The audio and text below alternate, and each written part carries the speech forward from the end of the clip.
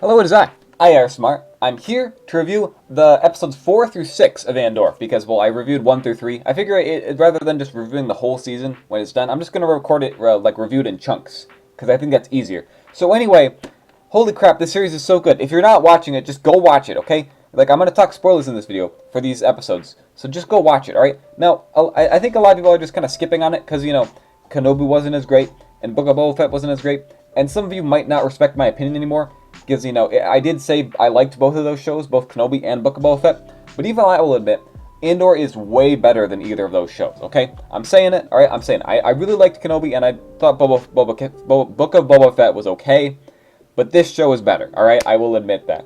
It's really, really good, and it's just different Star Wars, which is really nice. Like, this show is so different to anything else we've ever gotten, and it does it so well, and it's just so amazing, okay? Now, I'm gonna say it, this is the reason I like The Last Jedi so much, because it's different, because it's just different. It does something new. It does something cool with Star Wars. I don't think it did it that well, and I think a lot of people would probably agree with that, but it did something different, and that's why I like Episode 8, because it did something different. If it did it that well, we can argue about that. But the thing is with Andor, it's doing something different, and it's doing it well, which can't really be said about Episode 8. So Andor, really, really good. It's super good, and it's just nice to have something fresh and new in Star Wars. So tonight, I'm just going to get into talking. If you haven't seen the episodes, I'm going to talk about them, so let's get into it. So anyway, I really like the whole, like, 3 episode arc thing they're doing, because first we had the Ferrix, you know, we had all that stuff building up to that ambush on Ferrix, right? And now, we had, like, 3 episodes that all led up to what was it called? Aldhani, the heist on Aldhani, right? So all these 3 episodes, you know, the 1, 2, 3, boom, the 3 is like a big event. 1, 2, 3, boom, 3 is like a big event. That's cool. I like that. I think that's what they're going with these 12 episodes. So that's cool. And also it's nice that this show is really taking advantage of the fact that it's a TV show and it's doing stuff like that. Because I feel that with Kenobi and Book of Boba Fett, it was just a really drawn out movie. It was like a movie that they just made too long, and they really could have just cut it down and made them into movies. So, but with this, it's really taking advantage of the fact that it's a TV show and it's having these arcs. It has an overarching story going on with Andor and all these other characters, like Cyril and Mon Mothma. Like, that whole story is going on, but we have these smaller stories inside of it. It's really good, okay? That's what I'm trying to say. So it takes advantage of the fact that it's a TV show, and that's really nice. And I hope they do that more with future stuff. Because, like, Clone Wars knows it's a TV show and has, like, a TV show formula. But with Kenobi and Book of Boba Fett, they tried to just make them movies. I mean, even Mandalorian. Well, the thing is, Mandalorian, each episode was like its own adventure that was still connected, but each one was like an individual thing. These are more like 3 individual things that are part of an overarching story. So it's cool. It's just good, okay? What else? What was I gonna say? Oh yeah, so 4 and 5 were kind of slow episodes. No real action or anything happens. They're still really interesting, though. And then they just kind of build up and make 6 all the more better. Because 6 is a really good episode on its own. But it's just, the 4 and 5, what it builds up to in being 6, which was a really, really good episode. Oh, it's just so good. Because it just builds. And it, like, takes its time. And you have all this setup. And then you have the payoff. And, oh my goodness, it's amazing, okay? It's just so nice. Like, I don't usually get to talk about this stuff with Star Wars. Usually I'm just like, well, it's cool. Because it's Kenobi and he's got a lightsaber. And I like that. Don't get me wrong, but I really like it when this is good. It's just really good, okay? I don't know how else to describe it. This show is good, okay? It's so good. My goodness. So what else? What else was I saying? Yeah, so the heist scene. We're going to talk about this. This was so good, okay? It was tense. Every minute of this heist scene when they're like, everything you know, they've been planning this. We saw that in the previous episodes. When it actually happens in episode 6, the entire time it's super tense because anything could possibly go wrong, and we know the stakes. And we know what's at risk. It's crazy. The show tells us, and it doesn't just tell us this, it builds it up. Like, that's the thing. It shows us, you know, all these characters and all their planning and all the stakes that are at stake. That makes sense, right? Yeah, anyway, it's amazing. Because it builds up all this stuff, and then it's just so tense in the moment, because, like, anything could go wrong, and you're really into it, and you actually care. That's so good. That's so incredibly amazing.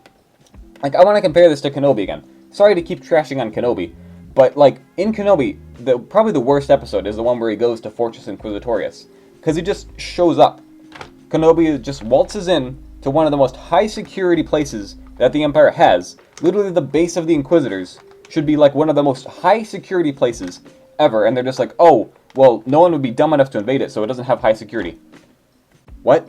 And then he just walks in and, like, leaves. and like then rebel ships get in and then they leave. Like, how? Like, it's got tons of stormtroopers, purge troopers, and inquisitors, and just get in and get out with like no losses besides Wade. But like, come on, it's Wade. Anyway, well, also with Wade, just a character that dies, and they expect us to feel sad, but they haven't done anything with him. However, in this show, when a character dies in Andor, it's actually sad because we like built up these characters. Like when what was his name, Nebek? When he dies, it's super sad, right? Because we've seen that he's like, you know, he's like super happy and just, you know, kind of a carefree kind of guy. Not carefree. I don't know how to describe it, but you know what I mean if you've seen it. He's just kind of like a great guy, right? And then like he gets crushed, and we're like, ah, crap. But we're thinking like, all right, he's still alive. He might survive. They take him to a doctor. And we're like, all right, fine. He's gonna be fine, right? And then he dies, and it's like, no, what? Come on. And it's like, what a, like, it hurts, you know? And we're like, that's actually sad, because we actually got to know this character over the past 2 episodes. When you have Wade in Kenobi, he just dies, and the show expects it to be sad, but we've only known him, like, the, like, other, like, 2 minutes that he was in the beginning of the episode. We don't know anything about his character or anything at all, other than he's a guy, and he died, so that's sad, right? It's like, no, you have to make us care. I'm sorry to trash it. That one Kenobi episode was, like, my least favorite. I liked other parts of Kenobi, but that one episode, was it 4 or 5? I think it was 4. Just so bad. My goodness. But again, with this, my point with that was that was a super high security facility. Kenobi just waltzes in. Now, to be fair, he's a Jedi. But still, he just kind of goes in and leaves. With this, it's a random Imperial outpost. Middle of nowhere. Not even any stormtroopers. Just like regular Imperial soldiers. Not even stormtroopers. Stormtroopers are like... Another thing I love, I'm going to mention this. They didn't have any stormtroopers yet. Because stormtroopers are like, you know, like the higher up of the Imperial Army. I don't know why people don't seem to understand this. Us stormtroopers, we're better. We're better than just regular Imperial Army grunts. There are like Imperial Army and then there's stormtroopers. We're above that. So that's why at this facility, in the middle of nowhere, they don't have any stormtroopers. Because nobody really cares about it. So, then again, it just makes it so crazy. They have to do all this planning and setup. They know that these rebel guys have been there for months planning this attack. And then Andor just shows up one day. But it tells us that they've been planning for months, and we can see it on them. We can see that they've been living in the woods. They look gritty. They look, you know, like they've been living in the woods. Another amazing part of their costume design is just, it's not nice. They don't look all nice and fancy. And then you look at something like on Coruscant, and everyone looks nice, and everyone's like in all nice clothing. And you, like, vast contrast with the guys that are down on Aldhani.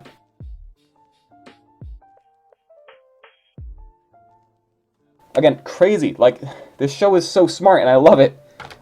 It's amazing. So you have these rebels who've been planning this for months. This super high stakes for this random base in the middle of nowhere. But it's high stakes, and that's just so incredible. The show knows what it's doing. And it's just like, again, with Kenobi, like, why? Why was it, like, just, there was no plan, they just kind of waltzed in there and left. But in this show, it's been carefully planned, all thought out, so these guys can get in and get their treasure. And again, the thing is, like, these are rebels, right? And usually we're used to seeing, like, when rebels invade a base or something, they're like, oh, we have to get these secret plans or something, right? With, like, Rogue One, or we gotta stop them from making this weapon, or we're gonna liberate the people of this planet. You know, some good cause that the rebels are doing. In this one, the rebels are just bad. They're literally just stealing a payroll, right? They're just stealing money from honest working Imperial soldiers. That's all they're doing. They're just stealing money. Like, there's not like some grand goal. They're just literally robbing a bank, essentially. That's what they're doing. They're going to a facility in the middle of nowhere, being like, this is ours now. This is our money. And they're just stealing it. They're not doing, that's not good. That's like, sure, they're going to use it for a good cause. It's still theft. Alright? Now, to be fair, it's theft, and other times rebels steal stuff from us empires.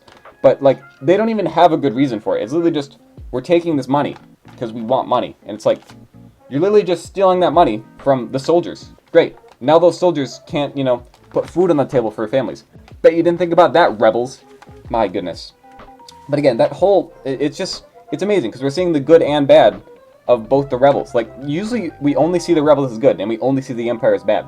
But to see, like, the gray, you know, the good in the Empire and the bad in the rebels, it's amazing. It's what I wanted for so long in Star Wars. We got it a little bit in Rogue One, but we're getting it so much more in this show, and it's amazing. Whew, okay, give me a minute. I was talking for a while. I gotta take a breather. Okay, so on the Coruscant side of things, cool to see Mon Mothma. That, you know, I think pretty soon, maybe even in this show, we'll get to see when she just kind of leaves the Imperial Senate and goes to join the Rebels. I think that happens in the Rebels series, though, so I don't know. But anyway, we just see her giving this speech at the end, which was a very short scene. But we can really see, like, the Senate chamber is just empty. There's, like, nobody bothering to show up. Palpatine isn't even there. So we see that the Imperial Senate is really just useless, which is what we've known for a while, but it's cool to see it. I think even in A New Hope they mentioned, like, the Imperial Senate doesn't do anything. It's just kind of there as, like, a, hey, it's there. So Palpatine just does everything himself, which is cool. I gotta love the guy. So yeah, that was cool to see the Senate again. And then also Mon Mothma's home life. That was interesting. We're never seen, like, that she has a husband and a daughter before, so that's interesting. I think they're probably going to set up so she has to leave them behind to join the rebels. So like a big sacrifice for her. So that's cool. What else? The Luthen guy, it's cool to see he has a double life, right? Like, you know, he like puts on a wig and all these fancy clothes and like puts on a happy smile. Hey, I'm just some like antique guy. I'm not helping the rebels at all. So that's cool. I like that. Also in his shop, a bunch of Easter eggs. I talked about Starkiller, but I also noticed that they had the little rock things from Indiana Jones and the Temple of Doom. I don't remember what they're called. It's something stones, but it's cool. It's just a cool reference, and I like that. So, what else? It was cool to see the ISB, the Imperial Security Bureau, because we've, like, heard a lot about that, and it's been mentioned in some other Star Wars stuff, but you actually see it as, like, the big building. It's really cool, because this goes all the way back to A New Hope again, where there was just, like, one Imperial officer in that boardroom who was wearing a white outfit, and it wasn't explained. It was just, like, let's give that one guy a white outfit, because, I don't know. And now it's built up into, like, that's, you know, the Imperial Security Bureau. That's what the white uniform means. And it's just so cool. I just love the Empire so much. And it's just cool to see their outfits. I love Imperial officer uniforms. Can we normalize wearing that as, like, business attire? Look, it's got, like, the lines, and it's got, like, the little things, and it's got, like, the plate. It's so cool. I want one. I just... why is it so cool? Why is the Empire so cool? Anyway... Oh, also, the scene where, like, the TIE fighter, where, like, the dudes are getting in the TIE fighters, we see him, like, flipping all the knobs and, like, you know, getting ready and, like, getting his helmet and getting ready to fly. That's just cool. I loved that. I really just love TIE fighters, so to see that scene was just cool for me. I really liked it. And, you know, I mean, to be fair, those guys went out like punks. They kind of just, you know, got, like, thrown into some rocks. But the eye, oh my gosh, the eye, I forgot to talk about this. This was so cool.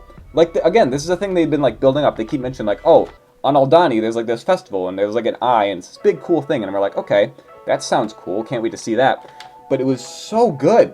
Like, it looked amazing with all the colors in the sky. Because, like, it started first with just, like, a few shining, floating by, and I'm like, alright, that's kind of cool. But then to see, like, all of them, and then, like, at the same time, Andor's trying to, like, fly through that, and, like, oh my goodness, it was so cool, and it looked so good. Like, really visually stunning. So, good to see that all the the visual effects budget is going to Star Wars. Because they're literally not giving any of it to Marvel at this point. Like, if you watch the She-Hulk show, the CGI is awful in that show. But thankfully it's good in Star Wars, because I could care less about what they're doing in Marvel. Like, I'll still watch Marvel stuff.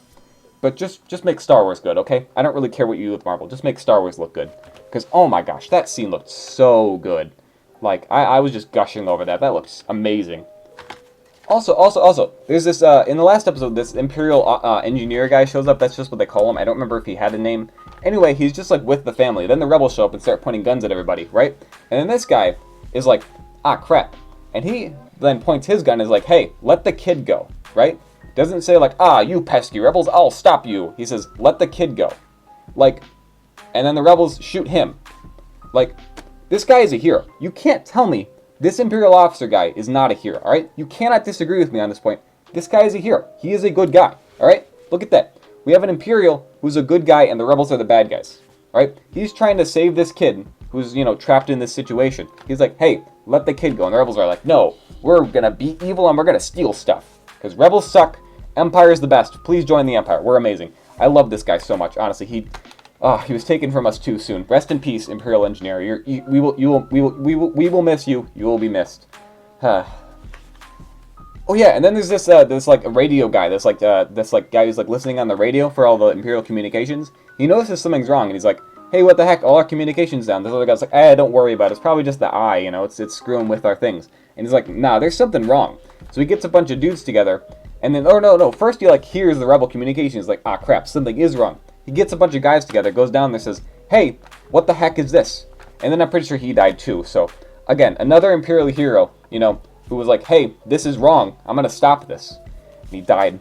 He died in the line of duty. He died doing his job, not hurting anybody. He was trying to save, you know, the payroll and also lives of Imperials. What a shame. What a shame, honestly. I hate the Rebels so much. Okay, so anyway, after the whole heist scene, they get away with, like, the 80 million credits or whatever. And then the skiing guy, who we've seen been a bit suspicious throughout the whole thing, he's kind of, like, questioning Andor, and then he's like, and he, like, grabs his necklace and stuff. So skiing's kind of a weird guy.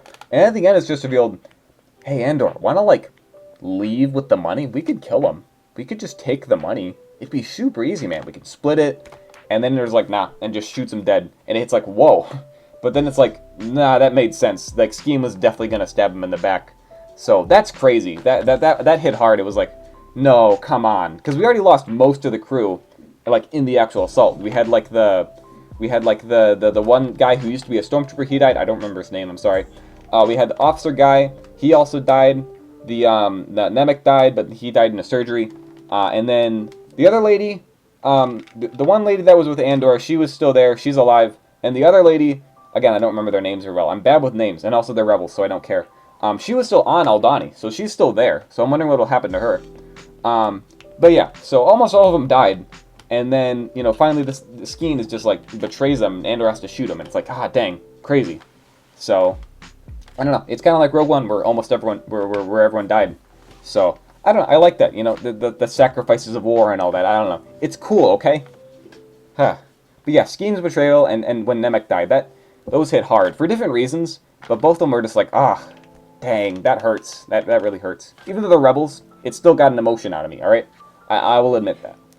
Also, at the end, we see that the Empire is like, hey guys, emergency meeting, alright? The rebels, they're doing stuff. We gotta fight them. So I can't wait to see the Empire show up and just start beating the crap out of the rebels. This is gonna be good. I can't wait. I can't wait to see this. This is gonna be amazing. So, can't wait to see that. Also, last thing before I go, this has gone on for quite a while because I just love talking about Star Wars. Cereal is now canon. Like, that cereal looked so good. It looked like, kind of like a Captain Crunch, but like, it was more like a marble, kind of like two different colors of blue mixed together. It looks really good, and then you have with the blue milk. I want that. I want to try that cereal. It looks good. Cereal was just kind of like looking at it all sad because he's depressed or something. Anyway, but yeah, the cereal, that's cool. Also, there was a guy who took a piss in an episode, like the one Imperial soldier, where like two rebels are like hiding in a cave, and this one dude he takes a piss, and that's hilarious. It's not the first time, actually. It's not the first time someone's taken a piss in Star Wars. There was a guy in Star Wars Rebels, an Imperial pilot, who took a piss, but actually in a bathroom. This guy just pissed on a rock, so that's kind of funny. Anyway, that's it. That's my whole thoughts on Andor. This show is so good, guys. And I just need to talk about it because it's so good. Okay, so anyway, that's it. I'm gonna go. Bye. Please watch Andor if you haven't. Like, it's so good. Anyway, bye.